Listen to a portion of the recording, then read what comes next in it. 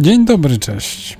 Witam Was, moi mili widzowie, bardzo serdecznie z Rugi, a dokładniej z kurortu o krótkiej i dźwięcznej nazwie Binz. Wycieczkę, rowerowy objazd po Rugi musiałem ze względu na obfitość materiału podzielić na dwie części. W poprzednim odcinku przejechaliśmy wspólnie trasę ze Stralsundu przez Płotbus i trochę wybrzeża na południu Rugi oraz pagórki w rejonie Tempelberg, aż dotarliśmy w poszukiwaniu strawy właśnie do Binz. To tak dla tych, którzy oglądali dla przypomnienia, a ci, którzy jeszcze nie oglądali, gorąco zachęcam. Oraz również zachęcam do subskrypcji. Wtedy niczego nie przegapicie. A więc pora opuścić Binz, bo tak jak ostatnio mówiłem, miejscowość ma swój mocno kurortowy klimat, idealny na stateczne przechadzki i aktywności na świeżym powietrzu, ale którym bliżej do wdychania jodu na ławce, aniżeli do 100-150 kilometrowych przejażdżek na rowerze. Nie to, żeby wdychanie jodu było jakieś złe, wprost przeciwnie, ale tak wprost z ławki, no to może jeszcze nie teraz. A więc pora opuścić Binz, bo jeszcze sporo kilometrów dzisiaj przed nami, a plany są ambitne. Chociaż jeżeli pamiętacie z poprzedniego odcinka, no już troszkę presja czasowa troszeczkę tak pomału się tutaj zakradła, ale to będę kombinował na bieżąco. Przede wszystkim pora już najwyższa na kolejny park narodowy. Do tej pory, od początku roku w sensie, udawało mi się utrzymywać tempo, które założyłem wraz z serią 12 parków, czyli 5 miesięcy minęło, 5 parków zwiedziliśmy wspólnie, było 5 parków narodowych, kończy się czerwiec, no więc pora najwyższa na szósty. Na szósty, czyli National Park Jasmund.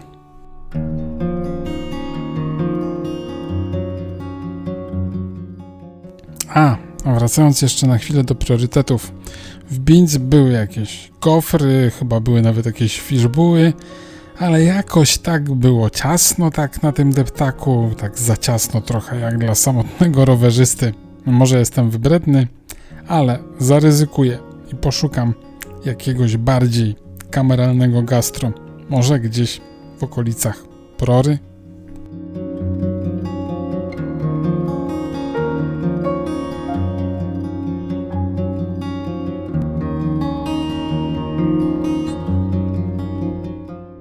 No właśnie, Prora. Właściwie to kolos z Prory.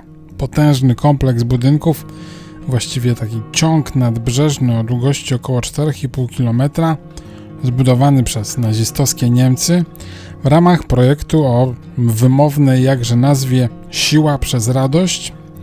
Miał to być gigantyczny zespół wypoczynkowy dla około 20 000 ludzi, który tak naprawdę nigdy nie został ukończony i nigdy nie był wykorzystywany właśnie w celach wypoczynkowych. Wraz z wybuchem II wojny światowej w 1939 budowa Prory została wstrzymana, a robotnicy budowlani zostali przeniesieni do tajnego kompleksu w Peenemünde. 8 bloków mieszkalnych oraz teatr i kino pozostały pustymi budynkami. Gdyby kompleks został ukończony, byłby największym kurortem wypoczynkowym na świecie. W czasie II wojny światowej część bloków służyła jako szkoły wojskowe, lazaret, a po wojnie Armia Czerwona przejęła kontrolę nad regionem i utworzyła w Prorze bazę wojskową. Po 1990 roku obiekt na tylko 2 lata przejęła Bundeswehra, po czym w 1994 został on już wpisany do rejestru zabytków.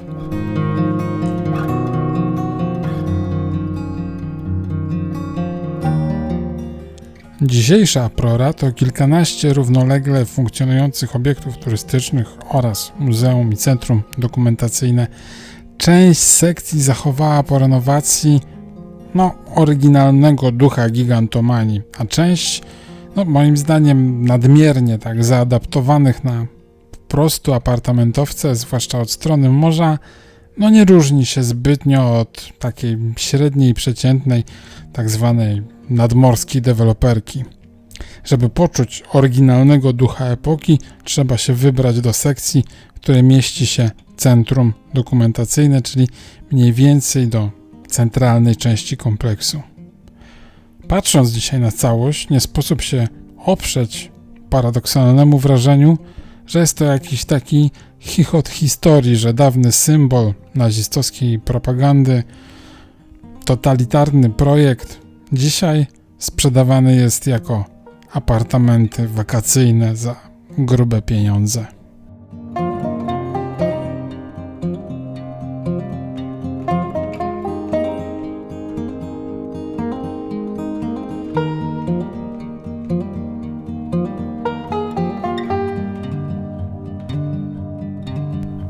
Ale znajdując wyrwę w tym monumentalnym murze, możemy przedostać się na drugą stronę, na stronę oczywiście morza. A tutaj jakby specjalnie dla kontrastu do tej gigantomanii ulokowany jest mały bar plażowy o jakże wdzięcznej nazwie Muszelka.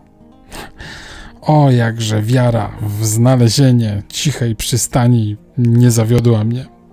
4,80 za kurywórz z frytkami w niezatłoczonym miejscu oraz 4,20 za napój regeneracyjny typu Radler w tych okolicznościach plażowej przyrody, no naprawdę wydają się być niewygórowanymi cenami.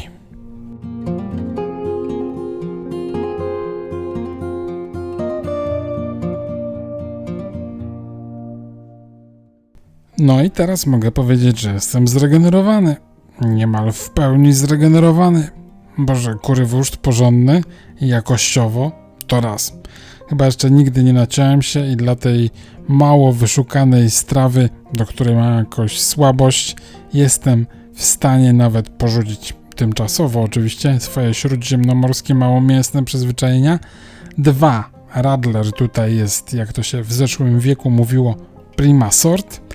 A 3, że niejako w pakiecie w barze można było umościć się w koszu plażowym, czyli i wygodnie, i esencjonalnie, jeśli chodzi o rugie, uznam, i tego typu klimaty.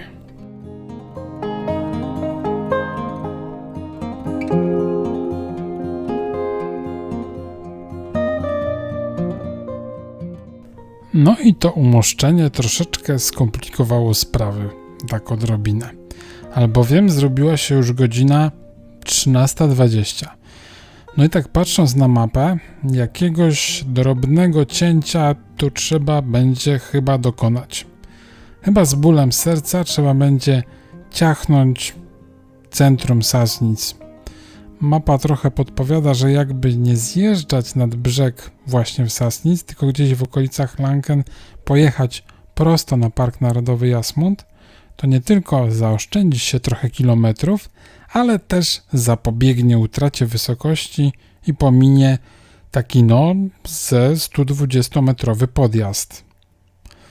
Rany, jak ja czasami kombinuję.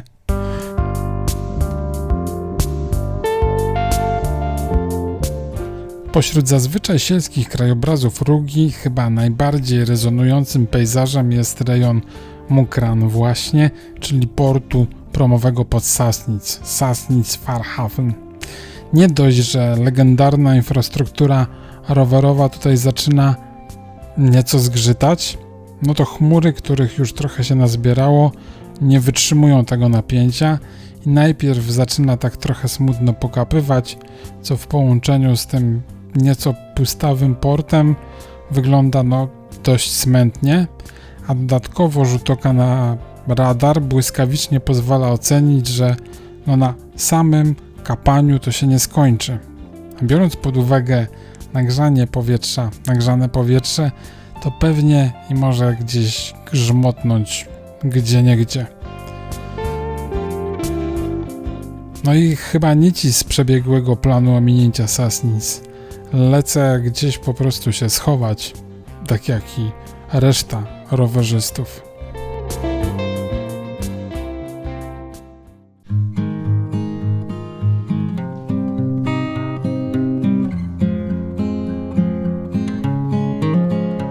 No i popadało tak dość solidnie z godzinkę. Po tej godzinie postanowiłem opuścić już nad wyraz przyjazne schronienie, albowiem zrobiła się 15:20 i może uda się odwiedzić dzisiaj przynajmniej Königstuhl, bo o Arkonie to mogę już zapomnieć. A i podjazd na drugi z najbardziej znanych klifów przy tej czasowej niewyróbce mogę już niestety między bajki włożyć. A oprócz tego, że nadal siąpiło, to też dalej czuć było trochę burzę w powietrzu. No to, żeby jakoś Jasmund zwiedzić, przejechać, wrócić jeszcze do Stralsundu, to musiałem odpuścić nawet pobieżne filmowanie Sassnitz.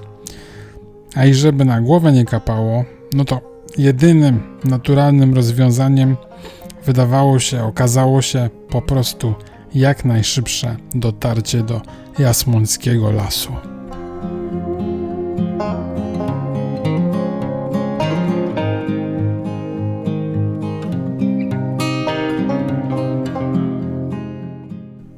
No właśnie, Jasmund. To niezbyt wielki park narodowy, obejmujący oprócz efektownych klifów kredowych chyba największy kompleks leśny na Rugi. I w zasadzie oprócz bocznej dróżki pętelki na klif Visower-Klinken, to dzisiaj właściwie przejedziemy wspólnie cały park z południa na północ. Ale jest jedno małe ale, albowiem obydwie ścieżki rowerowe docierają tylko do wybrzeża. Natomiast największa moc atrakcji, największa frajda w Jasmundzie kryje się oczywiście wzdłuż wybrzeża. No i to jest temat na zupełnie inną, bo pieszą wycieczkę. Szlak pieszy niebieski z Sassnitz do Königstuhl to nieco ponad 7 km. I to on tutaj jest właśnie tą wisienką na tym torcie tego parku narodowego. No i szczerze mówiąc, już nabrałem na to ochoty. No, oczywiście, na kiedyś. Königstuhl to turystycznie rzecz biorąc centralny punkt całego parku. Właściwie cały zorganizowany kompleks służący do zwiedzania. Na dzień dobry wita nas pętla autobusowa i parking dla rowerów. Bo do tego miejsca nie dojedziemy samochodem. Parking dla aut znajduje się 3 km dalej w pobliżu wsi Hagen, a do centrum parkowego Königstuhl dojedziemy tylko autobusem, oczywiście też rowerem oraz tutaj musimy zostawić rower, bo wstępna, nazwijmy to ogólnie, teren Königstuhl jest tylko dla pieszych. Wstęp jest za bramką, kosztuje 14 euro osoba dorosła, 8 euro dzieci powyżej 6 roku życia. Oczywiście dostępne są też bilety rodzinne i w tej cenie oczywiście możemy zwiedzić niewielką ekspozycję, wystawę poświęconą Parkowi Narodowemu Jasmund, ale tak naprawdę największym magnesem oprócz samego klifu jest tutaj rozpięty nad tą kredową skałą skywalk, czyli sięgający na 90 metrów dal w stronę morza pomost pętla zawieszony na stalowych linach. Długość tej spacerowej pętli to ponad 180 metrów.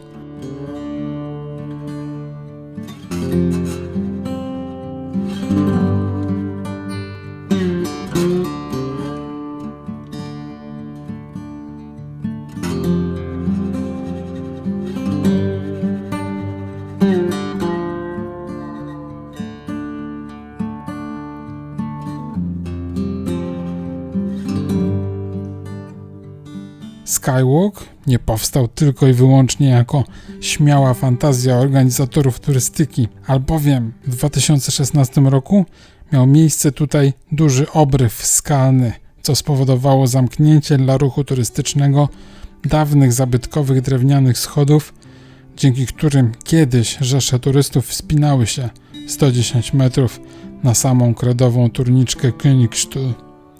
Teraz, dzięki efektownemu rozwiązaniu, spacerujemy pomostem w powietrzu, niemal tuż nad Königstuhl, absolutnie nie naruszając, nie dotykając przyrody.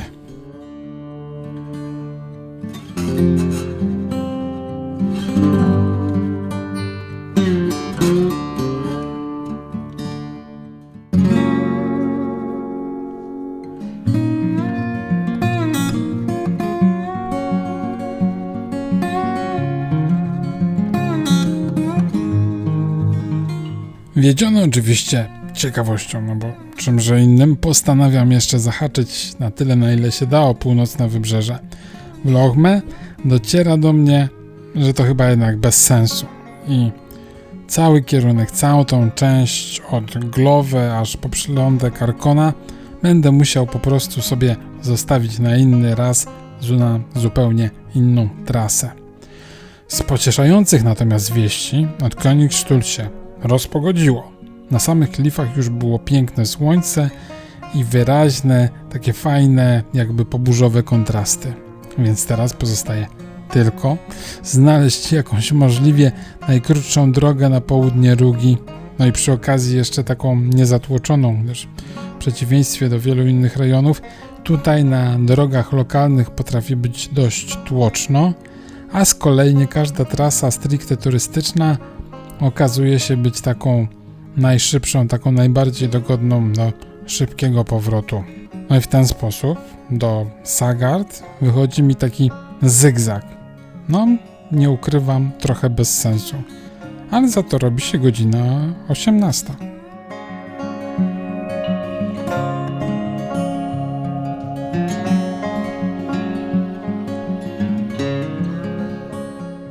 Za Sagard droga robi się już w sposób oczywisty przysłowiowo prosta. Wiedzie cały czas wzdłuż Bundesstraße 96 i kiedy myślę, że już nic mnie nie zaskoczy, to po kilku pagórkach pod Licow wyjeżdżam na nieoczekiwanie przestronne rejony Małej i Wielkiej Zatoki Jasmunckiej.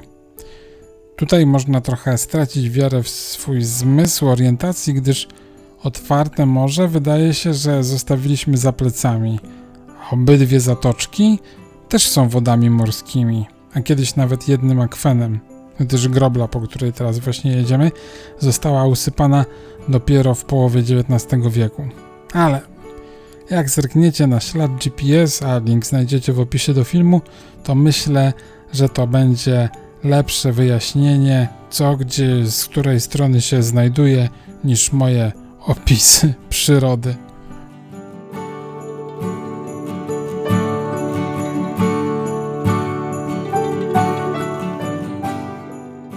No i było już tak pięknie, a w Bergen pogoda ponownie postanowiła pokazać, kto tu rządzi. Zdążyłem dolecieć pod jakieś drzewo i daszek i przez chwilę naprawdę było małe oberwanie chmury.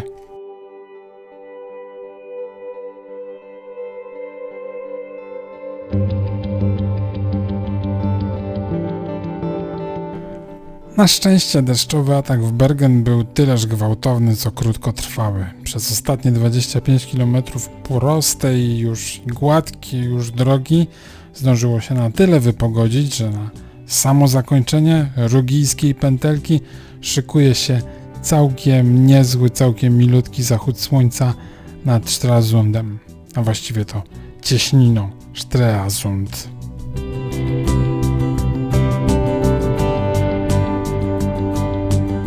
No i finalnie wyszło 148 km, w tym sporo w bardzo spacerowym tempie. Oczywiście troszkę smuteczku po rezygnacji z przylądka Arkona jest, ale po pierwsze, co się odwlecze, to nie uciecze. Po drugie, samą tą północ będzie można dokładniej obadać niż teraz. Po trzecie, tempo z tą kawką i z tym leniuchowaniem na plaży z barem plażowym, no właściwie to było fajne zamiast jakiejś takiej gonitwy. Nie docisnąłem do 200 km, a jeśli chodzi o niedojechane 200 km, to jest też po czwarte, bo po czwarte przyoszczędziłem sił na dzień następny, ale nie przeznaczony na Rugię. Dowiecie się wkrótce, ale zrobimy krótką przerwę od Rugii i okolic, bo co za dużo w jednej serii to niezdrowo. Także musicie być czujni, ja się regeneruję, a wy obserwujecie kanał. Do zobaczenia, do następnego razu. Cześć!